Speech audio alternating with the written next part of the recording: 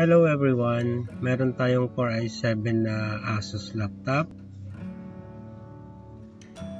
Model X542U, 4GB RAM, 1TB hard disk. 15-inch po siya. I-upgrade po natin siya ng memory at maglalagay din tayo ng 240GB na M.2 SSD.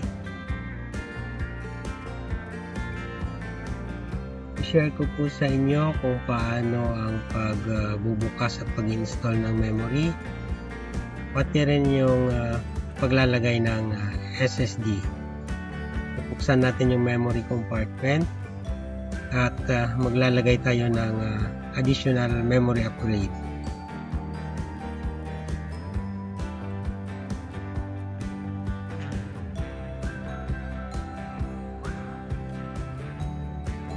Pasok lang natin and tapos na. Ganun lang po kadali ang paglalagay ng memory.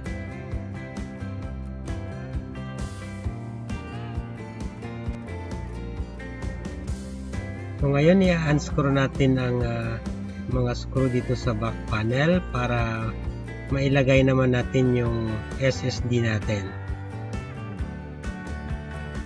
So umpisahan na natin.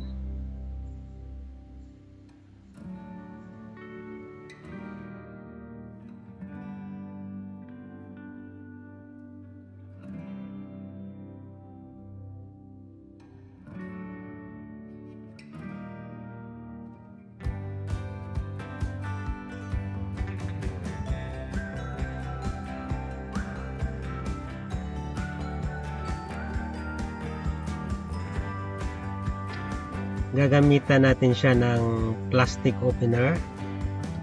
Hindi po tayo pwedeng gumamit ng mga flat screw or anything na bakal kasi madadamage po yung case ng laptop natin.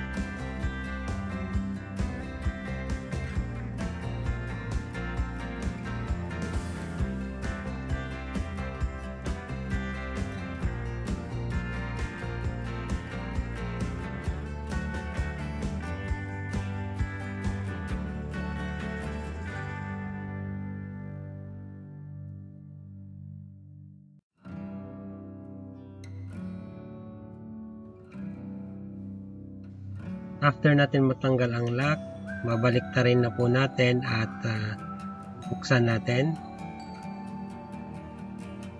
Ngayon may iangat na natin yung keyboard. Tapos may natira pa, no? Ikutin lang uli natin. Dahan-dahan lang sa pag-angat, no? May dalawang flex cable rito. Tanggalin lang natin yung lock.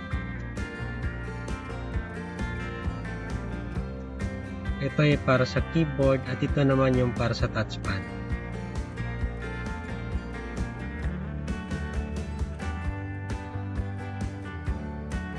Ngayon ikakabit na natin yung SSD. Madali lang po ito kasi dali lang ng kung paano natin ilagay yung ating memory. At ito ay kailangan lang natin i-screw. So naikabit na natin lahat. Kailangan natin ibalik yung keyboard para matesting natin.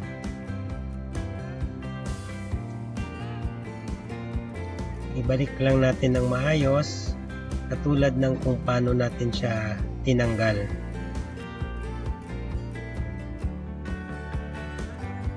Kailangan pala natin ibalik yung keyboard bago natin matesting kasi po yung power button ng laptop na ito ay nasa keyboard.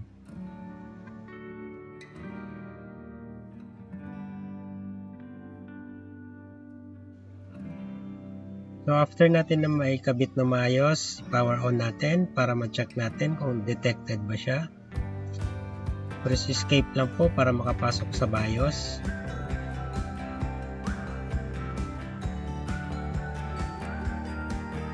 Ngayon sisilipin natin yung BIOS, i-check natin kung detected na yung memory at yung SSD na nilagay natin. 8192 MB or 8GB. detected na kasi yung stock na memory natin is 4000 MB or 4 GB. Yung existing natin na hard disk na 1 tera or 1000 GB detect din. Yung DVD ROM natin detected din at gumagana naman siya. And lastly, yung kinabit natin na 240 GB na SSD, detected din siya.